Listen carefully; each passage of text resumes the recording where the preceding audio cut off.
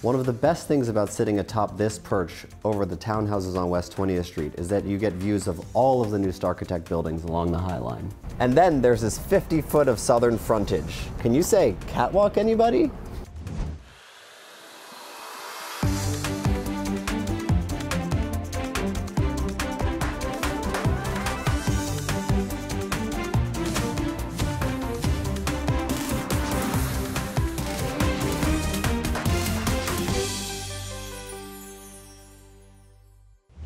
I'm Sara Gore, and welcome to Open House NYC, everyone. You're going to love the homes we've got for you this week, and we are starting things off at this gorgeous full-floor penthouse on a tree-lined block in Chelsea.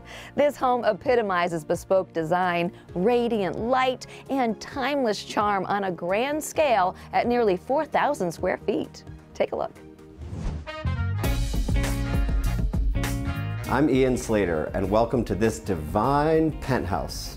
Located in the heart of Manhattan's West Chelsea Gallery District, this apartment occupies the entire top floor of the General Theological Seminary condominium. Occupying 3,800 square feet in addition to 900 square feet of terraces, it has a seamless integration of old and new, and I can't wait to show it to you.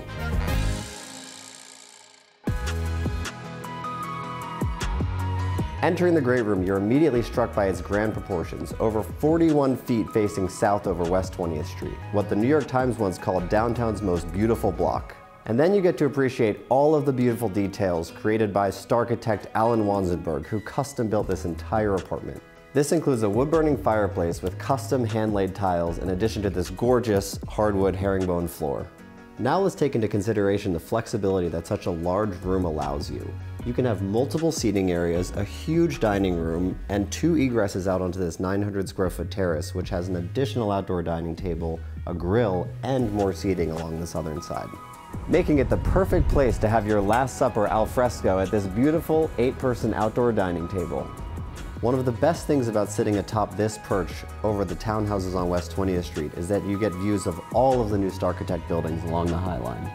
And then there's this 50-foot of southern frontage. Can you say catwalk, anybody?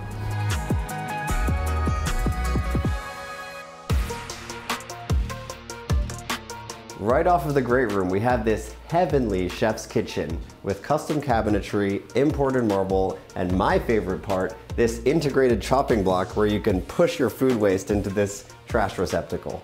And then we have an appliance suite that would satisfy any god of cuisine. As you can see, this apartment was built for entertaining. This is a bar area custom built right off of the great room in the kitchen. So much so actually that the owner was inspired to create his own spirit. The aptly named Godka, a perfect blend of gin and vodka. Off of the central corridor, you have a den, an office, and 3 bedrooms, including the primary suite. But before I show you the primary suite, I want to take this opportunity to show you my favorite room in this apartment, this corner kids' bedroom. What better place to read a bedtime story than this fairy tale setting, surrounded by Gothic architecture on all sides and the New York City skyline. My God, look at this primary suite. With cathedral-like proportions of over 21 feet in width, this room also enjoys all-day light from its protected views over the courtyard of the seminary. And for those cold winter nights, there's a second wood-burning fireplace, again with custom tile. Also in the suite is an enormous custom built-out walk-in closet, in addition to a sumptuous primary bath. Now this penthouse is a duplex, which means it has its very own stairway to... You get it at this point.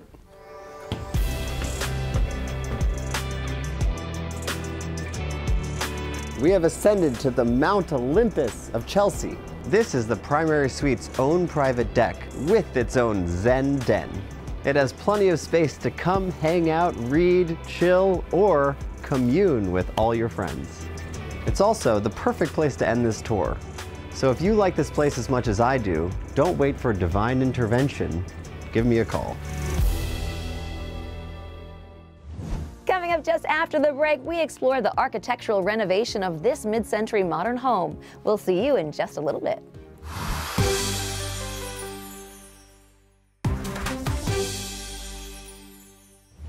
Welcome back, everyone. A renovation of an architectural classic is always a delicate balance between respecting the original details while updating the home for today's living. But as you'll see, Colin, Flavin, and Heather Souza, principals of Flavin Architects, have pulled it off beautifully in this Lincoln, Massachusetts home. Take a look. Hi, my name is Colin Flavin. And I'm Heather Souza, principals of Flavin Architects. Welcome to the Wales House. The Wales House is a 1958 modernist house designed by Henry Hoover and Walter Hill. And we were tasked with transforming this mid-century house for a young modern family. Since there's a lot to see here, I'm going to show you around the outside. And I'll take you in. There are 3 buildings that comprise this project. The carport building that we designed, a yoga studio that we renovated, and the original main house. Here you can see how beautifully Hoover adapted the house to the natural topography of the land. One of my favorite features is the entry stair that floats over the top of this existing glacial stone. So there's a beautiful respect for the natural environment.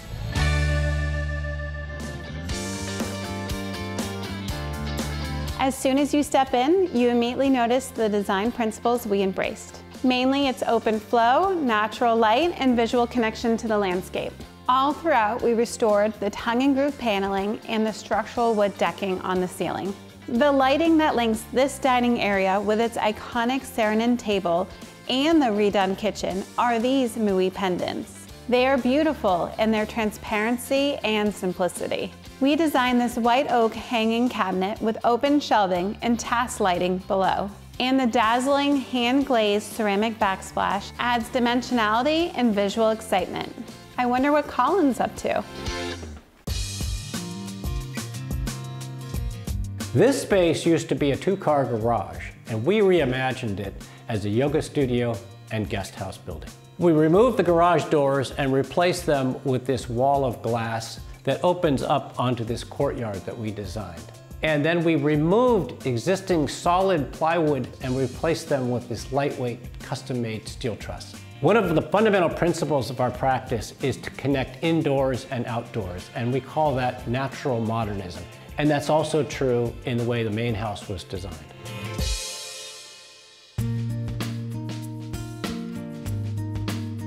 Now, it doesn't get more mid-century than a sunken family room. We brought a more contemporary feel to the space by wrapping the fireplace with these large porcelain slabs. We also hung these sleek starlight cable lights, which give the wood a more ethereal quality. And we kept the same language as the kitchen with these white oak cabinets. But here, it's really all about the views. Notice how the landscape steps down beyond the window in an almost seamless flow between architecture and nature.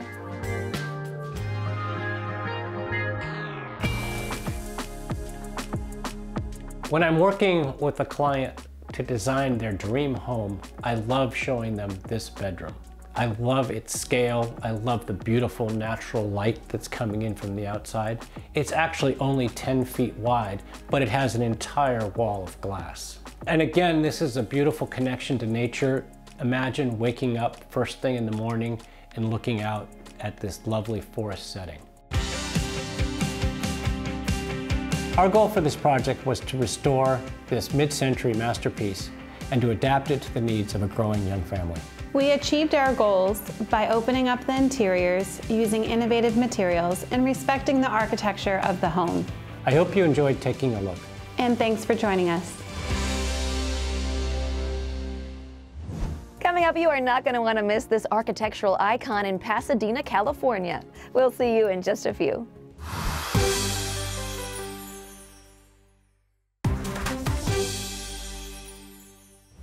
Welcome back, everyone. Now we're in Pasadena to visit the iconic Gamble House, a national landmark and classic example of arts and crafts architecture. Let's take a closer look at this piece of American architectural history.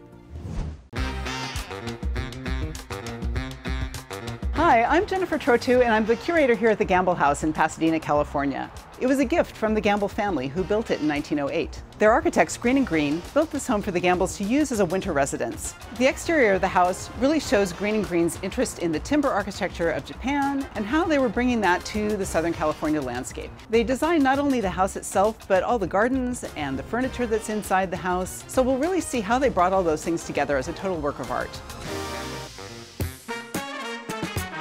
The living room is really the main space in the house where all family life takes place. First of all, there's what we call the ingle nook. This is an important feature of arts and crafts architecture because that emphasis on the hearth was very important. There's also a library table down at the end. This was really the main piece of furniture that you would have had in your living room. One of my favorite aspects of this room is this incredible redwood frieze. This again is bringing that theme of nature into the house, bringing the theme of Japanese art into the house, interpreted in a way that makes sense here in California.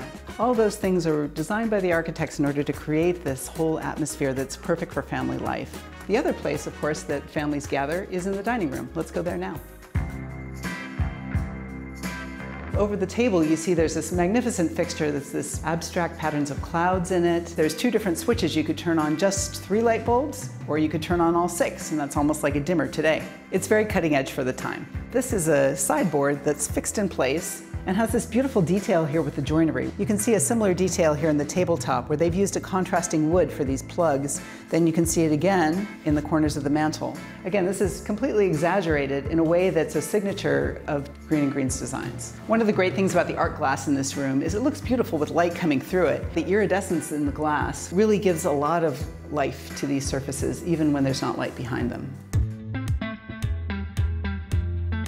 In the early 20th century, kitchens started to be less composed of pieces of furniture that you would move into them, and more concentration was put on the built-ins. Green & Green have designed these cabinets, all out of maple. Maple is a good American hardwood that's very sturdy. These countertops then are made of sugar pine, which is a more water-resistant wood that's softer to work on. Things should be easy to wipe down and kept sanitary. So that's one of the reasons that subway tile became so popular during this period. You can see how these surfaces are very durable. They've been here for well over 100 years. Very simple surfaces in here. When we come upstairs, there are 4 bedrooms, one for each family member on each corner of the house. The Gamble's bedroom is the largest one in the house, and it also has a very special suite of furniture made out of black walnut. There's a little separate sleeping area with these very special beds that had a lot of inlay in them and beautifully used grain in the woods. And when we come over to the other side of the room, there's a little sitting area around this fireplace. Fresh air was another important aspect of living in this house. There's big banks of casement windows. The views over the grounds and into the trees are really one of the more enjoyable things about this room.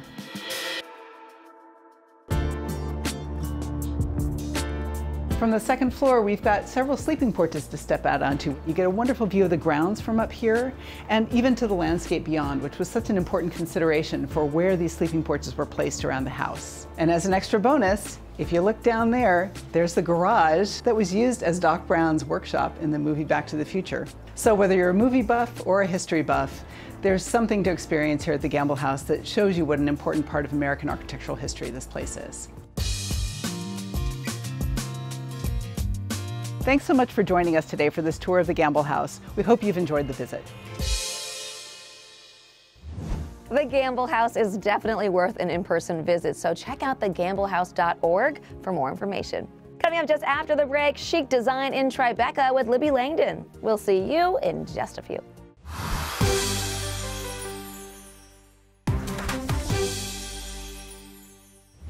Welcome back, everyone. Interior designer Libby Langdon is well known for her ability to seamlessly blend classic style with modern, easy elegance.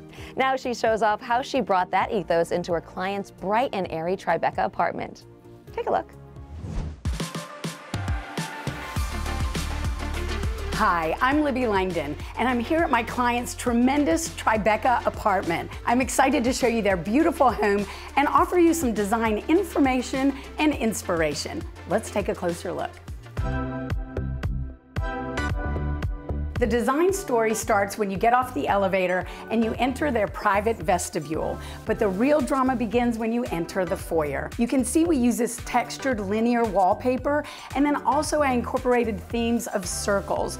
So there are a lot of different elements that come together to create one dramatic design impression. I repeated the curved theme in the dining room with these gorgeous barrel back chairs. In addition to the chairs, I used the curved theme in 3 key places. On the hardware with the console, the base of the dining table, and the chandelier. It's a light crystal and helps to ground the dining room space. The apartment overall is pretty neutral, but this area was a great way to bring in pops of color. The scale and the size of these pieces have a lot of impact. They really help to kind of make a style statement.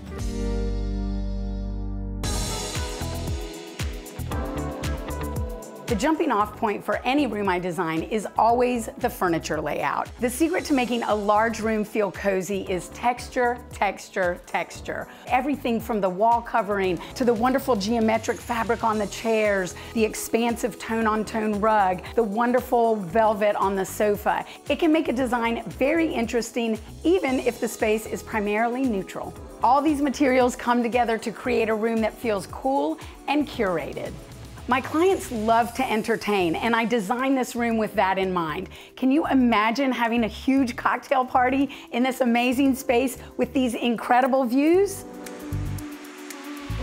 Cocktail, please.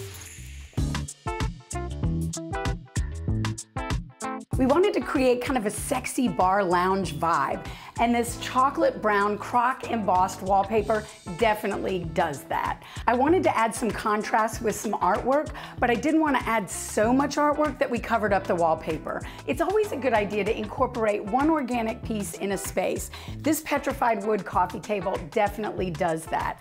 I also adore the swivel chairs, which are great if you want to sit, enjoy a drink with somebody, or swivel around and enjoy the stunning water view. My client is a fabulous cook, so we built this super long island that works for her cooking prep as well as entertaining. Oftentimes in kitchens, people are really thinking about surfaces that are sort of low. Don't forget to look up. Adding pendants, a cool hood, something like that can add a real style statement to your kitchen.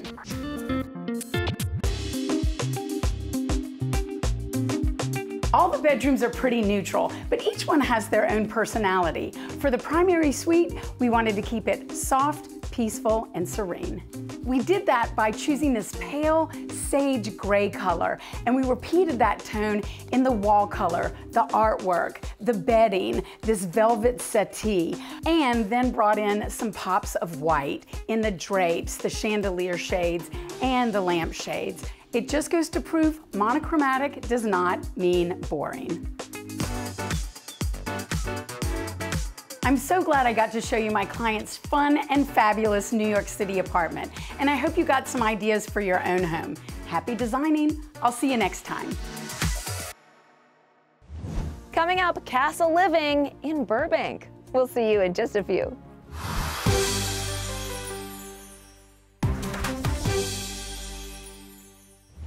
Welcome back. Now we visit one of the most recognizable properties in Burbank. This spectacular and rarely available hilltop home, dubbed the Burbank Castle, features exquisite design and architectural detail all throughout its over 5,000 square feet. Enjoy.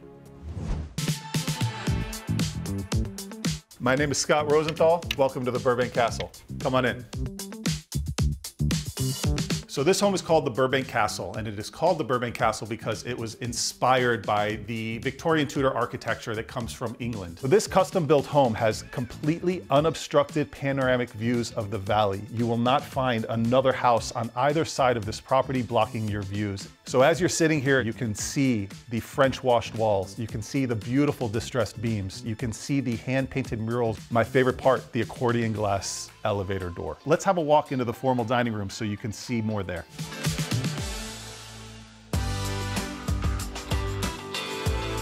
As we enter the formal dining room, we're again greeted by these beautiful distressed beams. And as you can see, the custom craftsmanship throughout this room goes from ceiling to floor. So when you look up, you can't help but see this incredible, beautiful Venetian painted ceiling. It is wrapped by this cracked wood facade, but actually it is hand painted. And as you can see, this chandelier complements this incredible ceiling. Dinner is best served here with the lights dimmed low, taking in these custom details. But before we eat, we have to cook. Let's go see the kitchen. So as we enter the kitchen, you're greeted by travertine, which is one of my favorite materials today, which leads you to this incredible sink. Take in this incredible view and wash dishes here. I could get used to this. What about you? So this kitchen serves as the heart of the home, and if you can imagine yourself cooking beautiful meals here with your friends and your family, imagine what's next and enjoying it with them in the bar area.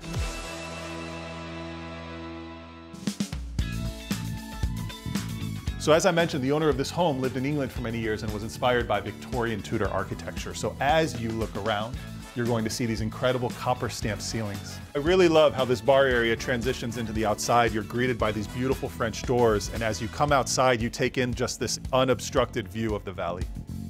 So this room is flanked by dueling bars, and you can imagine having your friends and family over with some live music, socializing, having fun, laughing, and then we come up to this incredible staircase. The primary suite. We have 20-foot high ceilings, beautiful loft upstairs, and just a bathroom to die for. What's special about this primary suite is that the ceiling height is much more generous than the rest of the house. You have this beautiful stained glass that welcomes in an abundance of natural light. Just as we have downstairs, the 200-year-old darker maple floors, upstairs we have a bit lighter of a tone to complement the darker beams. These floors are perfectly imperfect.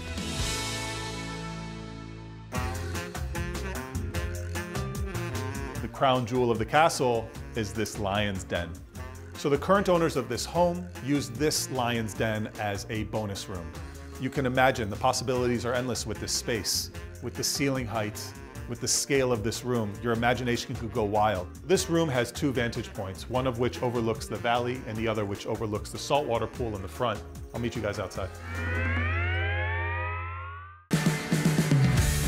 So once we get outside, you can see below me we have this saltwater pool. And then of course, this incredible architecture. Every stone, every brick, every roof tile is custom on this home. And you can see the scale and quality of it from a different view once you're outside.